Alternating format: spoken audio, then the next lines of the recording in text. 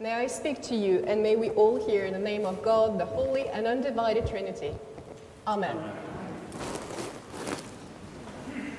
Well, first of all, I just want to say that it's absolutely wonderful to be back in this wonderful cathedral, exceptional community.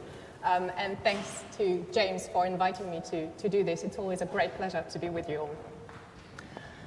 In 1991, the artist Cornelia Parker exhibited a suspended installation called Cold Dark Matter, an Exploded View at the Chisenhale Gallery in London. It then traveled around the world. Some of you may well have seen it or experienced it. It is now part of the Tate Gallery collection. For this particular piece of art, which is a 4-meter cube installation, Parker sought to expose the restored contents of a garden shed after an explosion. Not accidental, the explosion had been carefully coordinated by the British Army, by and at the Army School of Ammunition, more precisely, at Parker's request. Several types of explosives were available, and Parker settled on one that would blow up the shed skywards without special effects.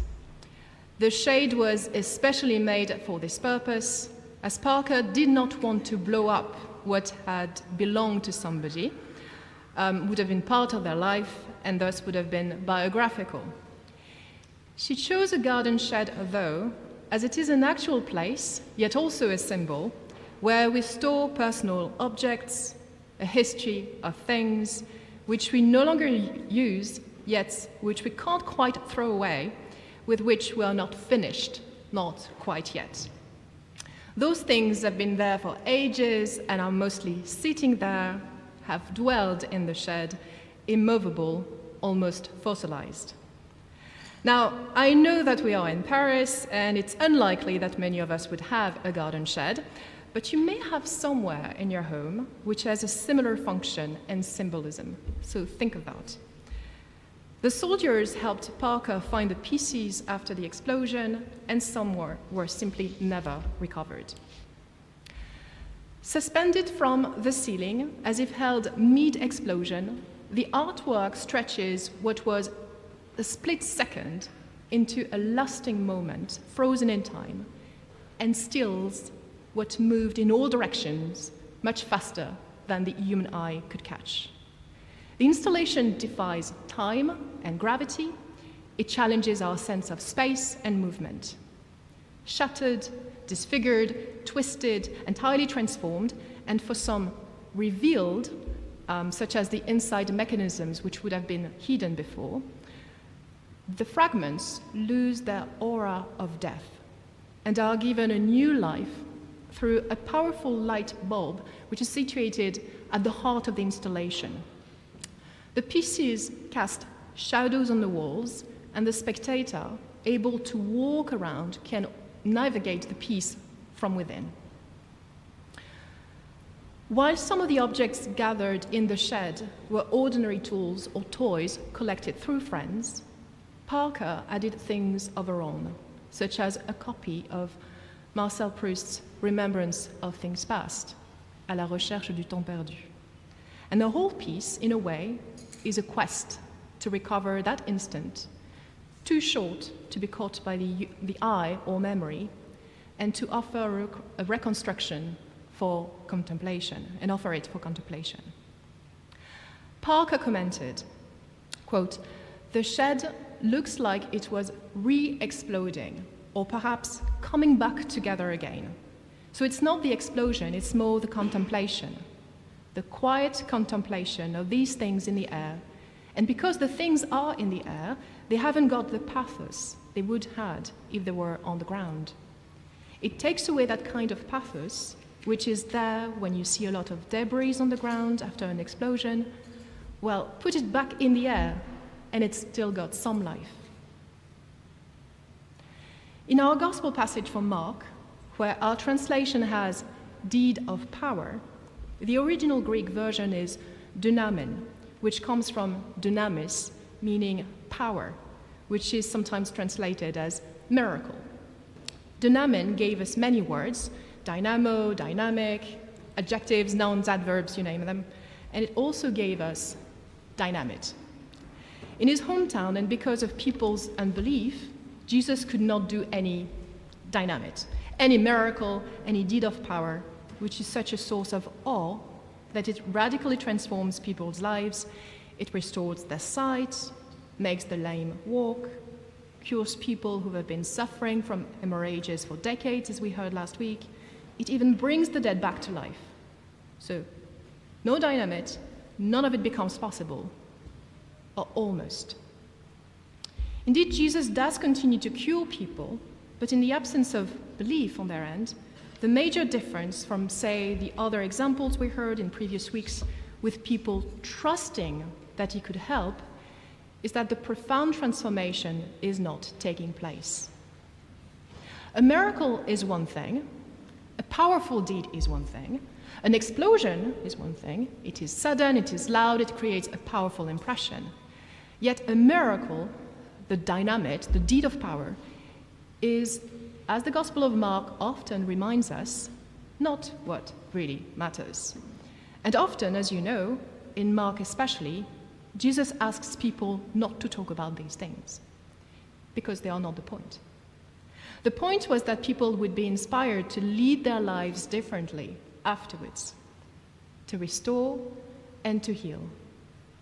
The dunamin that God uses is not one that we ordinarily associate with explosions and is similar to Parker's installation.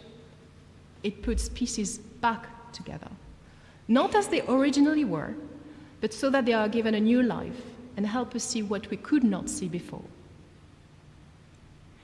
Cornelia Parker called her installation cold, dark matter, using the scientific term, and I'm sure there are scientists in the room, so forgive me for that, CDM, which refers to matter in the universe, which we know is there, but first, which does not reflect light, so we cannot see it, and second, which we do not have instruments to measure, so we cannot quantify it either. Yet we do know there's something because of its impact on what's around. Some argue that cold dark matter is what, due to its very presence, may well have prevented the universe or planets from destroying each other by opposing resistance and slowing things down. Whether people have faith in Jesus or not, cure is happening. We are not told whether people have faith in his disciples, nor how often the disciples had to shake off the dust off their feet, but they do cast demons and cure the sick. Whether people like it or not, the healing power is there, irrepressible, like grace, certainly not distinguishing between who, according to human judgment, would deserve it or not. It is shared out generously. Like the cold dark matter, or whatever science will ultimately manage to identify, it is there whether we like it or not, whether we can see it or not, whether we can quantify it or not. The difference, however, with Jesus' deeds is whether we take the decision to make ourselves vulnerable enough, to open ourselves just enough to welcome them or not. It does not require much, just like the mustard seed some weeks ago, but just enough to recognize grace at work.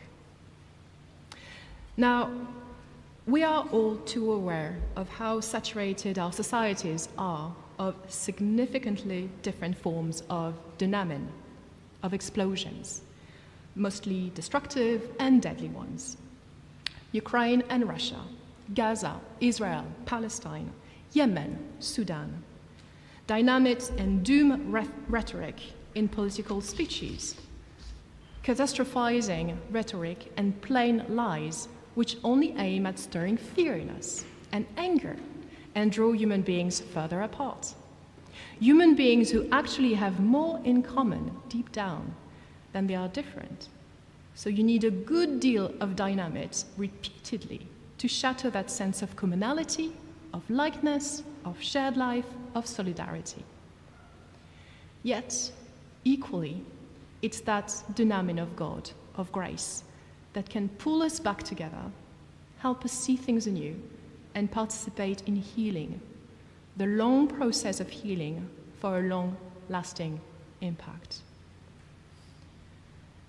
Just like the shed is the place of fantasies that hold us back and still claim power over us, there are these long-lasting fantasies in society that it's about blowing up what has been done so far, that will start with a completely new slate and everything will be perfect.